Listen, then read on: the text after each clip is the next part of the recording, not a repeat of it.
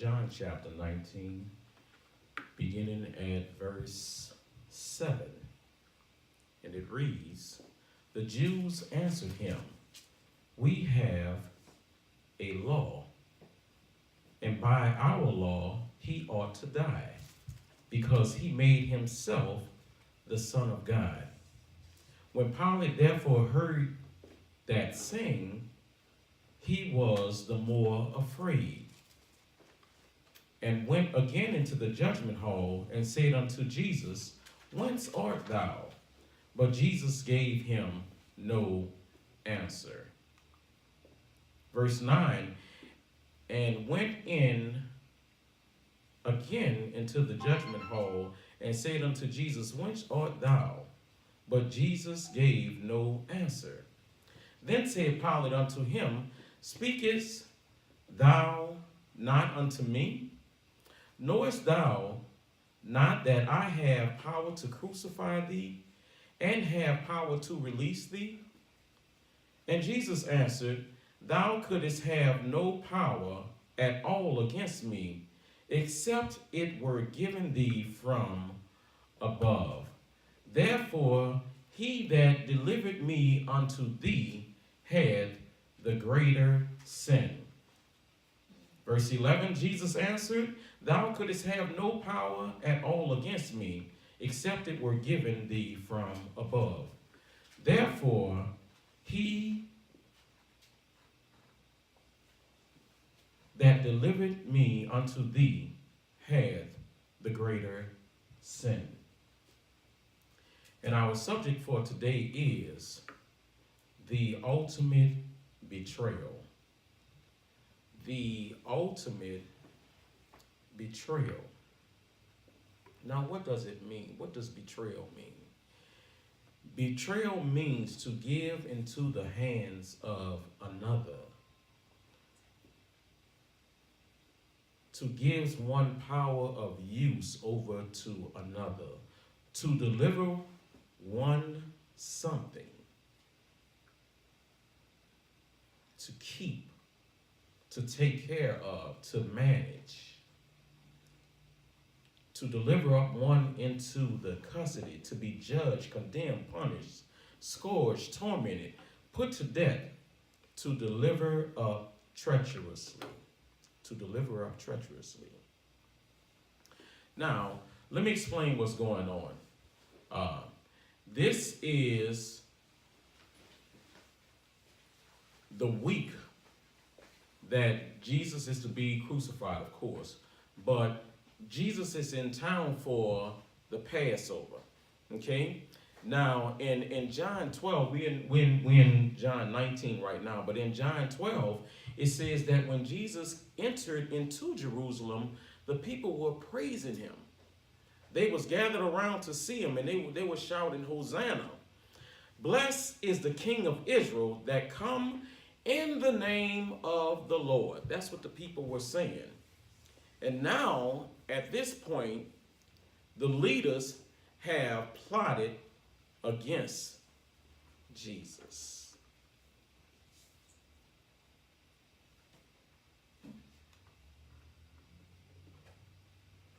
And verse 11 says, Jesus answered, "Thou couldst have no power at all against me, except it were given thee from above. Therefore he that delivered me unto thee had the greater sin." So what Jesus is saying at this point is, when he's talking to Pilate, he's saying that, okay, yeah, you have the power, but God gave you that power. Okay? But don't get it twisted. He that delivered me unto thee has the greatest sin. So yeah, you have a role to play in this, but the person that delivered me unto thee, he's the one that is really at fault, has the greatest sin. Now, but from studying this, I thought it was, I was focused just on Judas. Okay? I was focused just on Judas, what Judas had did. But upon studying it, I realized that it was bigger than just Judas. And Judas played a role in what happened. So we're going to go through and see all of those that contributed to the betrayal of Jesus. All right, y'all ready? Y'all ready? Y'all ready? Yeah. All right. The first person or group of people that betrayed Jesus was, okay, this is the obvious, his followers. They were the first ones to betray him. When we back up to John 18, beginning at verse 1, and we're going to cover a lot on this, and we're not going to go in order, just so I can give you an understanding of what's going on. But the first ones to betray Jesus was his followers. John 18:1 says, when Jesus had spoken these words, he went forth from his disciples over the brook Kedron, where was a garden, into which he entered, and his disciples. And Judas also, which betrayed him, knew the place, for Jesus oftentimes resorted thither with his disciples. Now, let me tell you, this is the Garden of Gethsemane, where they are. And see, what has happened is, Judas knew where Jesus would be, because, as the scripture says, he would go there a lot with the disciples. So Judas knew that he would be there. And what has happened is, this is part of a plan. The leaders, the chief priests, the high priests, they come together and figure out a plan in order to get Jesus. And they met with Judas, and Judas decided that, because what they were trying to do is they were trying to get him before the Passover, because this is a holy time. So they're trying to get him, before the Passover takes place. Okay, y'all understand that? So this is a part of what's going on. Judas has set it up. I know where he's going to be at this particular time, and that's the perfect opportunity for us to get him, and it's before the Passover. Y'all with me? Y'all understanding that, right? So what's the name of the place? They were in the Garden of Gethsemane. Verse 3 says, and Judas then, having received a band of men and officers from the chief priests and Pharisees, cometh thither with lanterns and torches and weapons. Verse 4 says, Jesus therefore, knowing all things that should come upon him, went forth and said unto them, whom seek ye? So Jesus already knew what was about to happen. So he approached them. Who are you looking for? They answered him, Jesus of Nazareth. Jesus said unto them, I am he. And Judas also, which betrayed him, stood with them. Verse 6 says, as soon then as he had said unto them, I am he, they went backward and fell onto the ground. Now, some accounts say that Judas kissed them, but we understand that the Gospels, they have different accounts when they was telling the story of what happened. Y'all understand that, right? Not a contradiction, but they have just different accounts of what took place. Okay, and so it says in verse 6, as soon as he had said unto them, I am he, they went backwards and fell to the ground. So I don't know if they was, apparently they had to be kind of shook or nervous a little bit, because they went backwards and fell to the ground, because probably they wasn't expecting him to approach them. Yeah. Y'all understanding that? Verse 7, then asked he them again, whom seek ye? And they said, Jesus of Nazareth. Jesus answered, I have told you that I am he. If therefore ye seek me, let those go their way. He's talking about the disciples. That the saying might be fulfilled, which he spake of them, which thou gavest me, have I lost none. So the reason why Jesus, because when you pay attention to this, we're seeing that the scriptures are being fulfilled. So this account is telling you what was being fulfilled and why Jesus was saying certain things. So Jesus was saying, okay, let the disciples go. Okay? And the reason why he did that was so that the scriptures could be fulfilled, which says, of them which thou gavest me, have I lost none. Now watch this. Peter is about to try to make up for his shortcomings. And basically what Peter did is If you know the story, and I never assume that people know, but what happened is, before all of this happened, Jesus went and prayed 3 times. And he asked, Peter was one of the ones that he asked to stay and watch. But every time he came back, Peter was asleep. So now, you know, the men are there to take him into custody. Okay, now watch what Peter does. Verse 10 says, then Simon Peter, having a sword, drew it, and smote the high priest's servant, and cut off his right ear. The servant's name was Malchus. Then said Jesus unto Peter, put up thy sword into the sheath.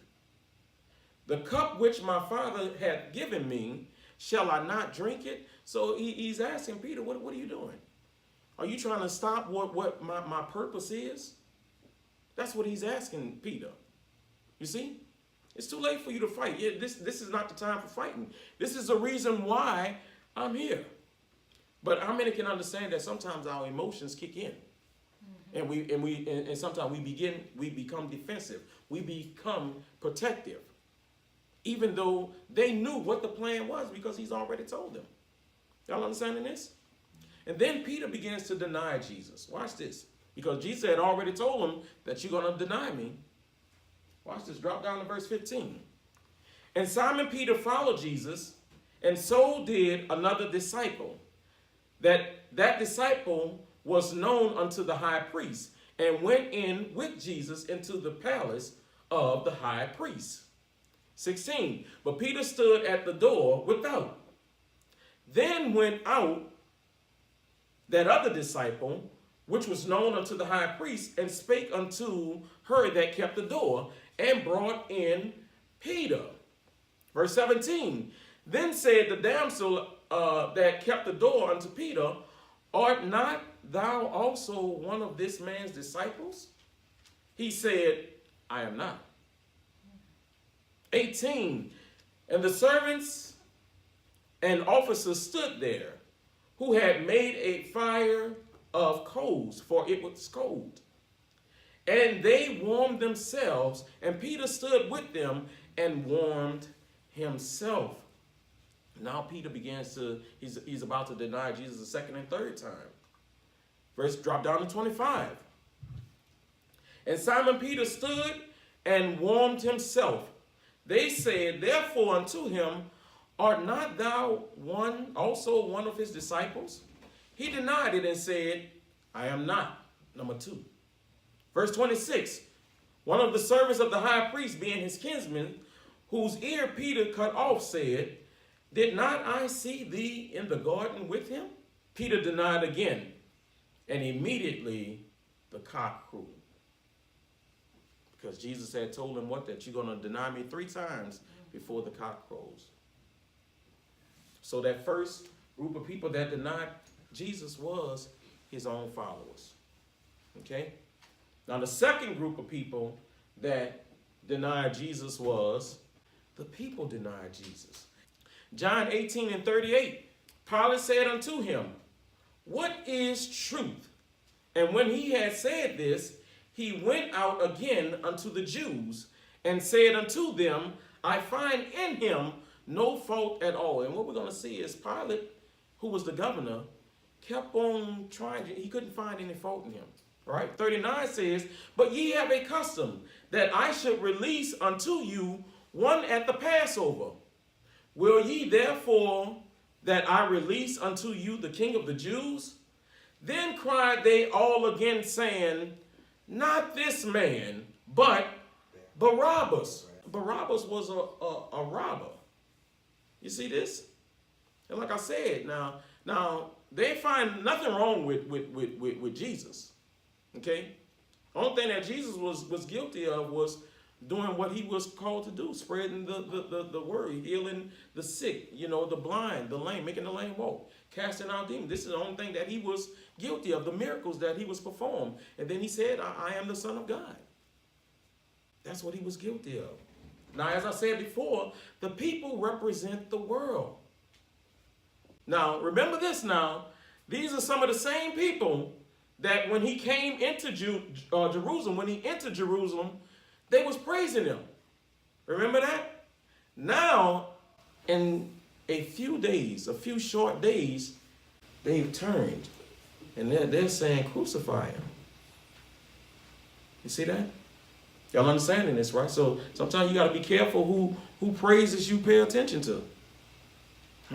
Because everybody that praise you and say, oh, you're doing such a good job, don't mean you well. Because when times turn, just remember that. Some of those same people will be the ones that'll come up and say, hey, yeah, I've been knowing. He wasn't never no good. Well, that's what they do.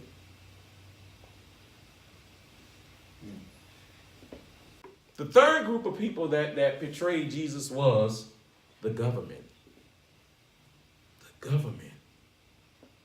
Watch, this is when Jesus went before Pilate. Watch this. Then led they Jesus unto Caiaphas unto the hall of judgment. And it was early, and they themselves went not into the judgment hall, lest they should be defiled, but that they might eat the Passover. Pilate then went out unto them and said, what accusations bring ye against this man? They answered and said unto him, if he were not a malefactor or an evildoer, we would not have delivered him unto thee. They're saying that this man has done evil. That's why we bring him to you.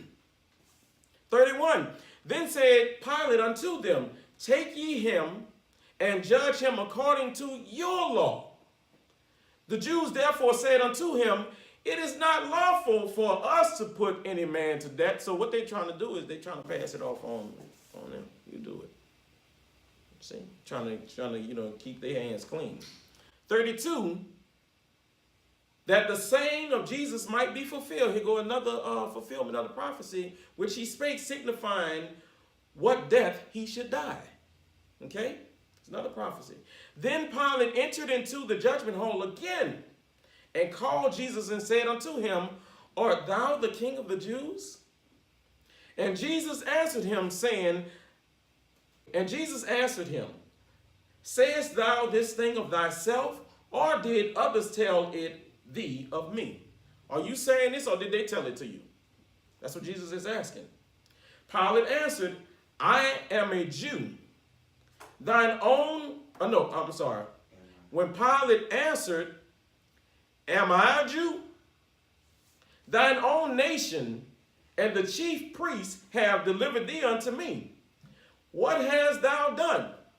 So Pilate said, I don't know what's going on. Your people brought you to me. Verse 36, Jesus answered, my kingdom is not of this world. If my kingdom were of this world, then would my servants fight, that I should not be delivered to the Jews.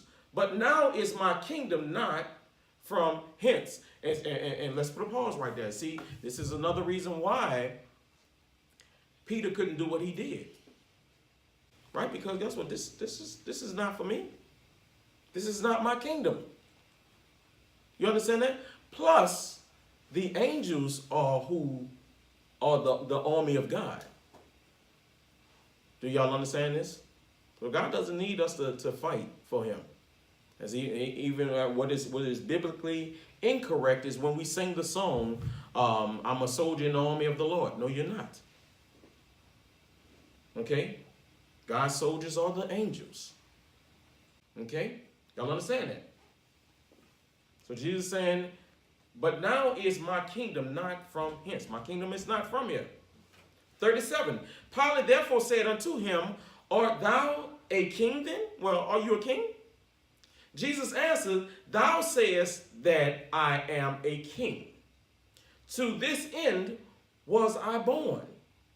And for this cause came I into the world, that I should bear witness unto the truth. Everyone that is of the truth heareth my voice. So if you know the truth, you understand what I'm saying. And Jesus saying is, for this reason, I was sent here.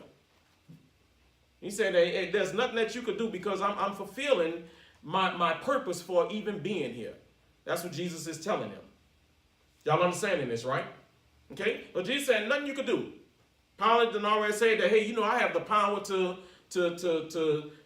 crucify you or to free you. Jesus saying that you don't have any power over me. The power that you have was given to you from above. My Father gave you that power. But Jesus is telling them that, hey, this is the reason why I'm here. Y'all understanding this? Now, the fourth group of people that betrayed Jesus was the very leaders of God's people.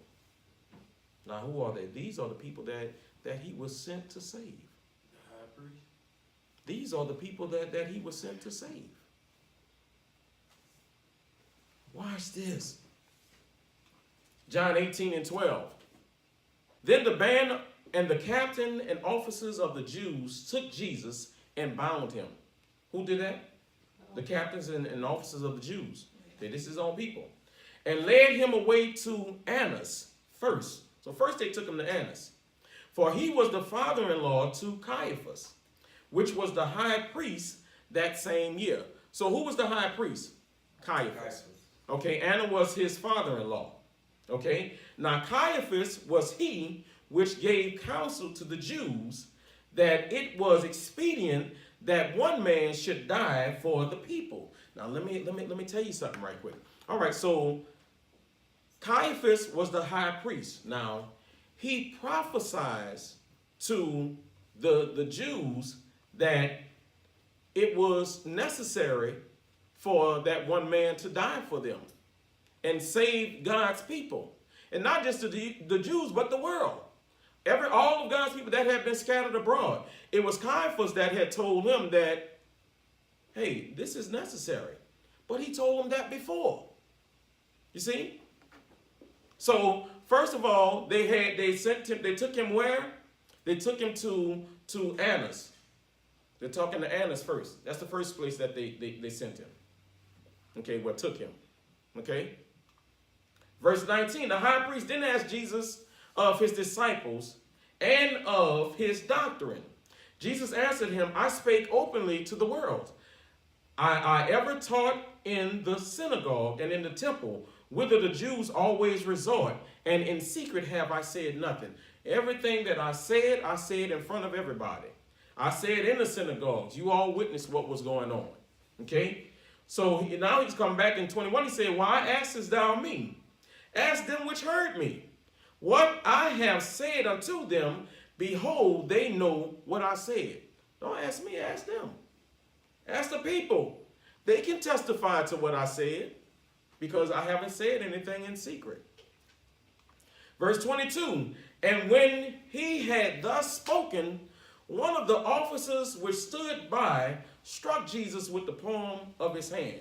So he slapped Jesus, saying, answerest thou the high priest so? So he slapped him and said, who are you talking to? That's basically what he said. Jesus answered him, if I have spoken evil, bear witness of evil. But if well, why smitest thou me? If I done did anything wrong, where's the witness that I did anything wrong? If not, why are you slapping me? See, sometimes they got people that they don't want to hear the truth. They don't want to hear what you got to say. So they'll try to shut up that truth any way that they can. Y'all understand that? Verse 24, and Annas had sent him bound unto Caiaphas the high priest. Let's go to John 19:1. Then Pilate therefore took Jesus and scourged him. And the soldiers platted a crown of thorns and put it on his head. And they put on him a purple robe and said, Hail, King of the Jews! And they smote him with their hands. Pilate therefore went forth again and said unto them, Behold, I bring him forth to you, that ye may know that I find no fault in him. So Pilate, we're back in front of Pilate, and guess what? Pilate said again, I don't find any fault in him. Verse 5, then came Jesus forth, wearing the crown of thorns and the purple robe, and Pilate said unto them, Behold this man. When the chief priests, therefore, and officers saw him, they cried out, saying, Crucify him! Crucify him! Pilate said unto them, Take ye him and crucify him, for I find no fault in him. You see that? So Pilate is saying, hey, y'all take him. Well, y'all take him and crucify him then. I ain't find nothing wrong with him. But watch this. The Jews answered him, we have a law, and by our law, he ought to die. Y'all seeing this? Because he made himself the Son of God. And so they said, by our law, he should die. But they're trying to get the government to do it. Go ahead, question. But they knew they was lying because John 18 and 31, they was telling them it's unlawful for us to kill them. That's because right. They knew that the Jews can't kill Jews. That's right. Can't, not if they didn't do anything wrong. That's right, because that would be what? That would be murder. Yeah. See that new? So they're trying to. So pay attention to what these people of God are doing. They're trying to manipulate the system. Mm-hmm. We know what the law is. Yeah. So we're not going to break the law. We're going to get you to break the law because it's not your law. Mm-hmm. You see? And that's what they're trying to do. Verse 8 says, when Pilate therefore heard that saying, he was more afraid. When they say that we have a law that he ought to die. Now he became more afraid and went again into the judgment hall and said unto Jesus, whence art thou? But Jesus gave him no answer. Why is Jesus not talking to him now? He already talked to him. Mm-hmm. I already told you everything. Now you're going to come back and ask me again? I already told you everything. Mm-hmm. Verse 10, then Pilate said unto him, speakest thou not unto me? Knowest thou not that I have the power to crucify thee and have power to release thee? Mm. Jesus answered, thou couldst have no power at all against me, except it were given thee from above. Therefore, he that delivered me unto thee had the greater sin.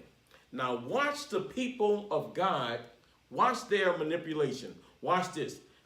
Verse 12 says, and from thenceforth Pilate sought to release him. But the Jews cried out, saying, if thou let this man go, thou art not Caesar's friend.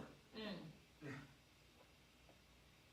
Whosoever maketh himself a king, speaketh against Caesar. So watch what they're doing. They're saying that, okay, they done brought him and said, okay, kill him, Pilate. Pilate said, I ain't find nothing wrong with him. Y'all take him and kill him. They say, no. See, he did something wrong. And by our law, he ought to be killed. Right? And Pilate said, let me go talk to him again. Came back and said, I don't find nothing wrong with him. So they say that, okay, well, all right, if you let him go, you ain't Caesar's friend. I mean, that's on you. You see what they're doing to him? Mm-hmm. Now they're trying to manipulate him with Caesar. Mm-hmm. Y'all seeing this? You see? Mm-hmm. If thou let this man go, thou art not Caesar's friend.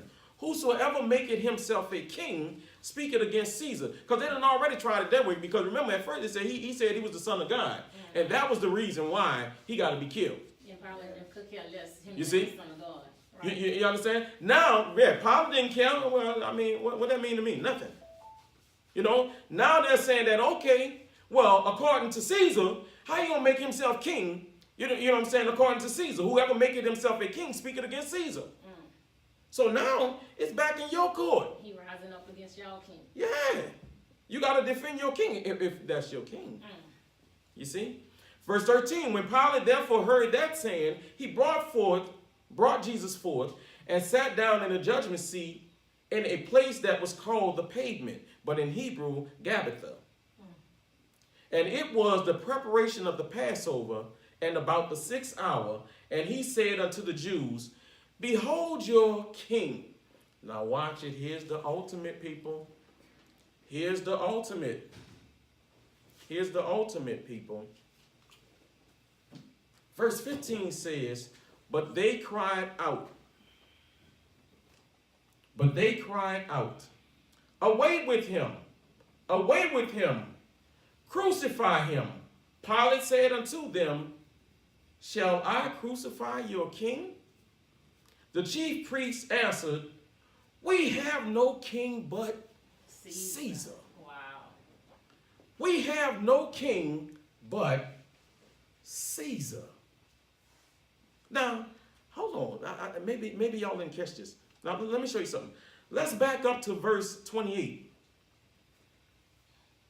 Let's back up to verse 28 when Jesus went before, when they took Jesus before Pilate. Watch this, 18 and 28. "Then led they Jesus from Caiaphas unto the hall of judgment, and it was early, and they themselves went not into the judgment hall, lest they should be defiled, but that they might eat the Passover." So watch what was going on. Watch what was going on. What is happening is, see, he was foul. He was impure. So basically what is taking place is they didn't even want to go in there with them because what? Because he was wicked. And it would defile them and they would be ritually unclean. Did y'all catch that? So at this time, okay, they're not even going into the judgment hall with Pilate. But now, at the same time, when we get to verse chapter 19, they're saying that, guess what? We have no king but Caesar. Caesar is our king. But he wasn't king enough for y'all to go into his establishments. Mm-hmm. Y'all seeing this? Mm-hmm. In verse 16, "Then delivered he him, therefore, unto them to be crucified.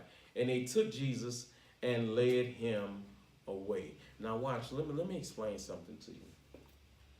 Because the hand of the enemy is all over this. The hand of the enemy is all over this. Now, let me tell you something. I'm going to say that. The hand of the enemy is all over this. Watch this. First of all, Judas betrayed Jesus, right? Now, Judas betrayed Jesus, what? Because of money. And then he became afraid after what he had did, right? Not understanding that this was part of God's plan. The enemy thought he was doing his thing. Then Peter betrayed Jesus because of fear. Not understanding that this was still a part of God's plan, but the enemy used fear to cause Peter to betray Jesus. Then the people of the world betrayed Jesus. Now, they betrayed him out of ignorance. They was just going along with what was happening. When he came in, they celebrated him, and now they're saying, kill him, kill him. Yeah. When he came in, who is that? That's Jesus. That's all hell, Hosanna. Now, kill him, kill him. But that was through their ignorance, because they didn't know. Then the leaders betrayed Jesus because they were hypocrites, for one. But they was in fear that, guess what? The people are going to believe him and no longer us. And they was in fear of losing that. You see what I'm saying? Because they were, what made them important, the leaders, was that we have the law.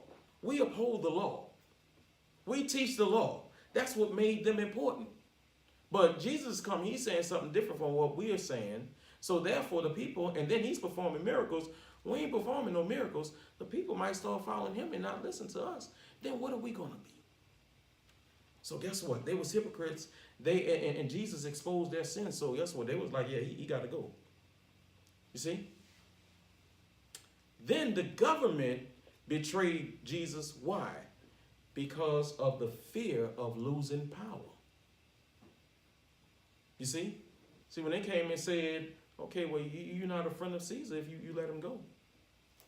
Hey, we want this man crucified. So what you going to do? And notice that every time he tried Jesus, he said, I don't find anything wrong. You see? But they still ended up crucifying Jesus because what? It's what the people want. So I got to get the people what they want. Against his better judgment, knowing that he's done nothing wrong. And see how the enemy operates, not understanding still that all of this was a part of God's plan. You see?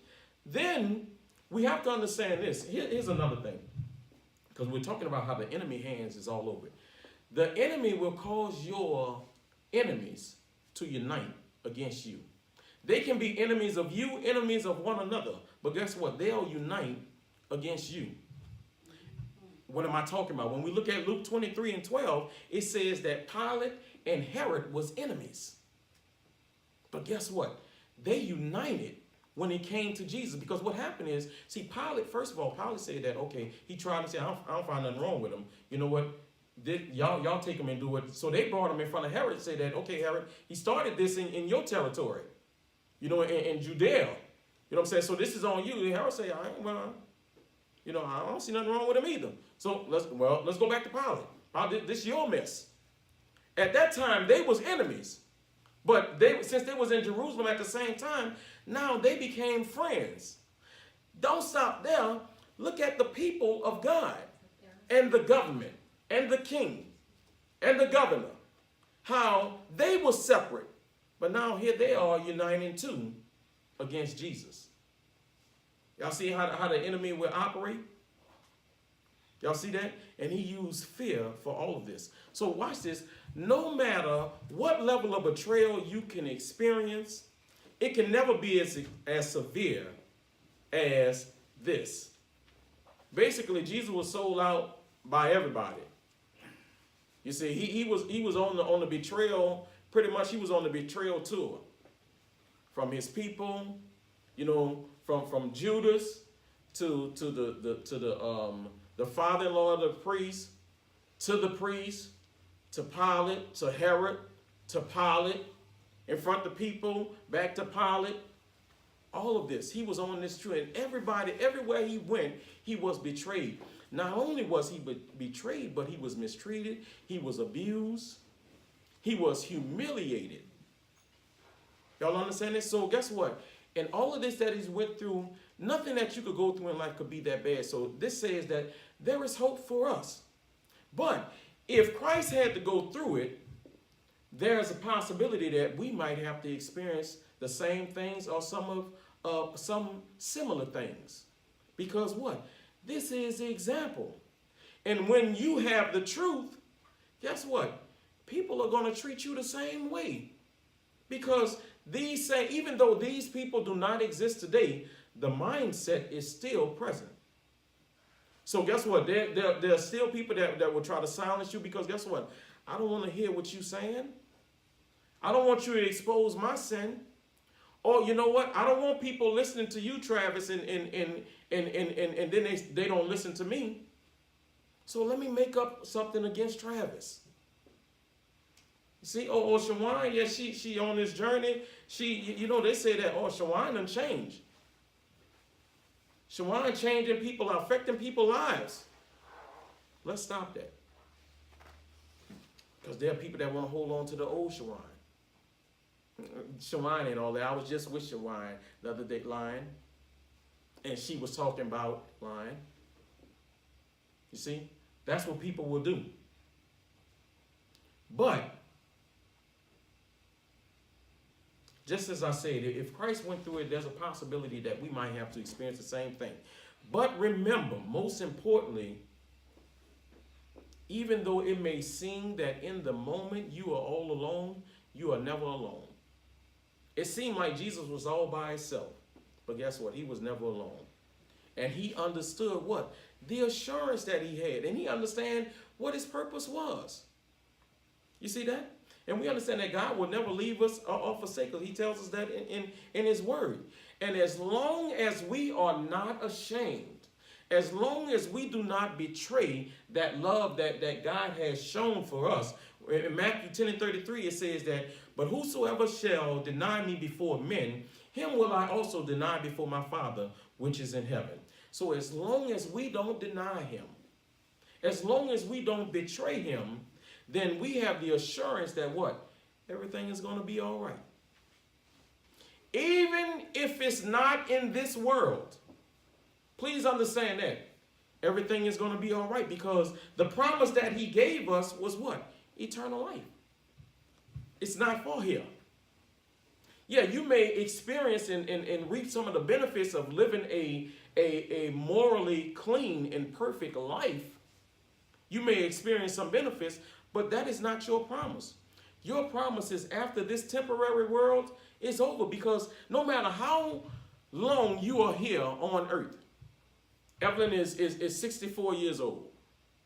She the oldest person in there, 64 years old. And guess what? Do you understand that 64 years is not a lot of time? Tom Benson died last week. He was 80 years old. Do you understand that 80 years is not a long time?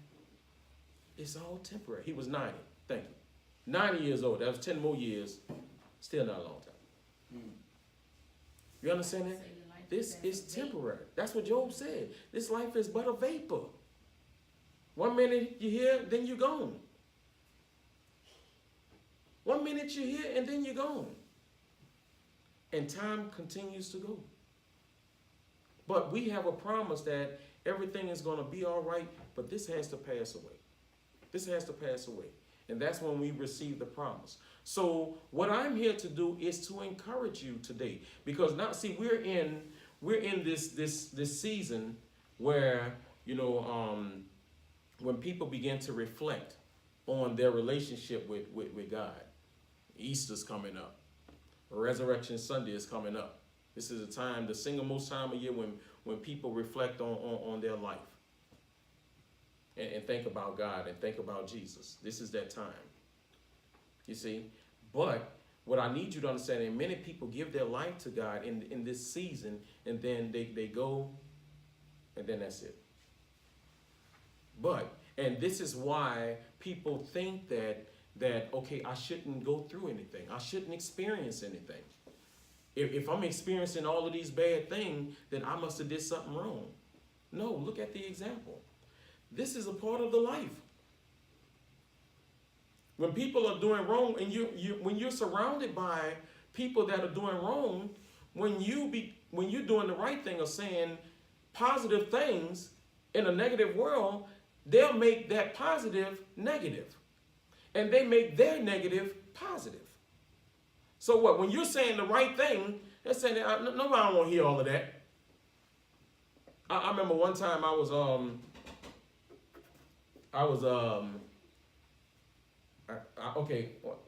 time I was, when I was in jail, there was fighting, and I've always been the same. I'll break up people from fighting and stuff, right? And so I'm saying, man, come on. I'm talking to them, man, come on, listen. No, man, come on, y'all chill out, blah, blah, blah. They're like, shut up, Martin Luther King, we want to fight. You know what I'm saying? You know what I'm saying? And I was like, okay, I shut up. But that was funny to me. You know what I'm saying? But you have to realize that sometimes that's what people are. And they don't want what you have to give. They don't want to hear what you're saying because I'm comfortable with where I am. I'm okay with it. This is how I want to behave. Yeah. Go ahead. Sometimes, if you change that culture, they lose their power. That's right. That's right. Because that's the only way they can function and That's right. manipulate the situation. And see, that's the same thing that was happening with the chief, the high priest in them. Okay, Jesus come along doing something differently, and he's being more effective. He's silencing us because he's asking us questions we can't answer. We so accustomed to what's been going on, and when we try to trick him, we end up looking like fools, and he's performing miracles, and these people are coming around. Everywhere he go, he's drawing a crowd. He's taking the spotlight away from us. The people used to come to us. They used to ask us what our opinions was, and now that is in jeopardy. So we got to get rid of him. You see? Because we're going to lose our power. And we can't go back to being common folk. Because we walk around with our heads high because we know the law. We teach the law. We are this. We are that. We've arrived. You got to come to us if you want to know. You see? And so you're absolutely correct. But that's how it is. But at the end of the day, like I said, it was bigger than Judas crucifying Jesus. Everybody played a role. Judas, Peter, the chief priests, the Jews, the governor, the king, Herod, everybody, the world, everybody rejected him. Nobody accepted him. Everybody rejected him, and they wanted him crucified for what? For nothing. which is another example for you. If he did nothing wrong, guess what? Sometimes people will mount against you for nothing. And see, that's a trick of the enemy. You haven't done anything wrong. And when you have not done anything wrong, there's nothing that you could say. You know, a person's mind could be clouded to where they don't see the truth. And see, which is one nugget in the story when in the scriptures, when Jesus told Pilate, they that have the truth would understand it. So none of them had the truth. Pilate rightfully so, because what? He was outside of the people of God. But the people of God had no excuse. They're supposed to have had the truth. But they didn't. And that's why they didn't understand. Y'all understand that? Any questions? Let us pray. Father God, we thank you for today. We thank you for the opportunity to divide.